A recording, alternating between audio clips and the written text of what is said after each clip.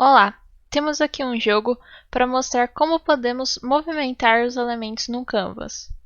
Nesse caso, com a janela selecionada, podemos usar a setinha para movimentar o quadrado preto.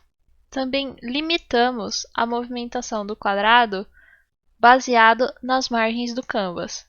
Então, se eu continuar apertando para baixo, ele não vai andar mais para baixo, pois ele já chegou na borda. A mesma coisa acontece para todos os lados. Temos também esse quadrado vermelho, e está programado para sempre que colidimos com ele mudar de posição. Essa mecânica de movimento serve como base para um jogo em que o rato tem que pegar o queijo. No nosso caso, o rato é o quadrado preto e o queijo é o quadrado vermelho. Vamos olhar o código. Aqui temos o nosso Canvas e as declarações de constantes e variáveis. Declarei essas constantes para aguardar o código de cada tecla das setinhas. E também temos a constante size, que será o tamanho do nosso quadrado. Estou declarando também as variáveis move esquerda, move cima, move direita, move baixo, como false, para indicar que no começo do jogo todo o movimento para qualquer lado não está acontecendo. Depois disso, declaramos as variáveis de posição. Logo no começo, nosso programa vai chamar a função geraPosição no queijo e a função update também. Daqui a pouco vamos ver melhor o que elas fazem.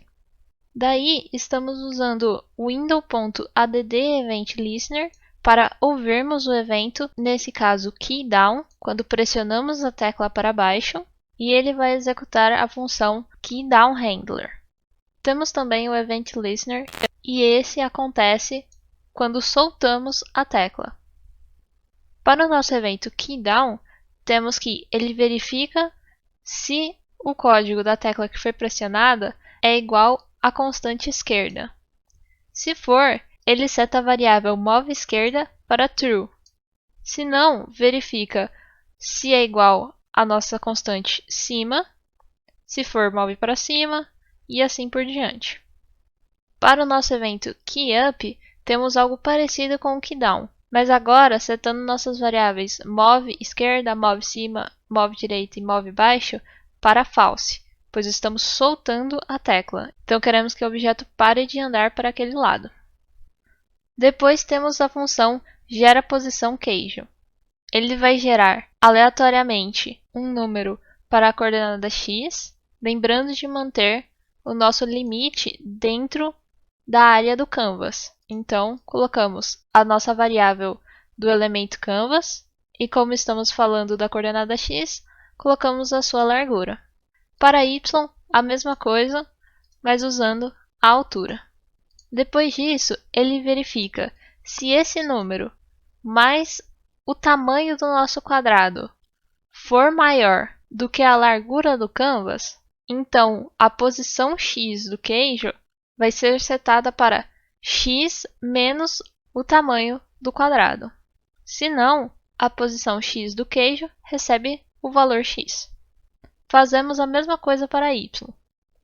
Como o quadrado é gerado a partir do ponto superior esquerdo, essas verificações estão garantindo que ele não vai ser gerado no canto inferior direito e sumir da tela.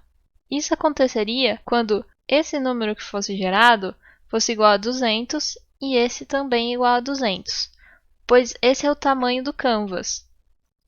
Isso quer dizer que o ponto inicial para desenhar o quadrado seria exatamente no último ponto do Canvas. Então, o resto do quadrado iria sair da tela e não poderíamos vê-lo. Depois disso, temos a função verificaColisão. Ela verifica se os elementos estão encostados um no outro, baseado na posição de cada um e no tamanho. Se a posição x do rato mais o seu tamanho for maior do que a posição x do queijo, e a posição x do rato for menor do que a posição do queijo mais o seu tamanho, essa parte garante que se encostarmos pelo lado direito ou pelo lado esquerdo do nosso quadrado vermelho, será executado. A posição y do rato mais o seu tamanho maior do que a posição do queijo e a posição y do rato for menor do que a posição y do queijo mais o seu tamanho, garante que será executado tanto se encostarmos na parte de baixo quanto na parte de cima. Quando toda essa condição é satisfeita, ele chama a função geraPosição do queijo. Seguindo, temos algumas funções para desenhar o queijo, recebendo a posição dele, desenhar o rato, recebendo a posição dele, e note que para fazer o movimento, não precisamos apenas redesenhar o nosso quadrado, precisamos apagar aquele que foi desenhado antes. Então, usamos clearRect, ele vai limpar um retângulo, começando da posição 0, 0, e vai até o tamanho do nosso canvas. Depois de limpar, ele desenha o nosso quadrado. E para o movimento do rato, temos que verificar se move esquerda é true e a posição x do rato é maior que 0. Isso quer dizer que ainda tem tela para ele vir mais para a esquerda. Se essa condição for satisfeita, então ele fará a posição x do rato menos menos. A mesma lógica segue para mover para cima. Para mover para a direita e para baixo, verificamos se o move direita é true e se a posição x do rato mais o seu tamanho é menor do que o tamanho do nosso canvas. Isso garante que ele não vai conseguir ir mais para a direita depois de chegar na borda. E a mesma lógica vai para movimentarmos para baixo.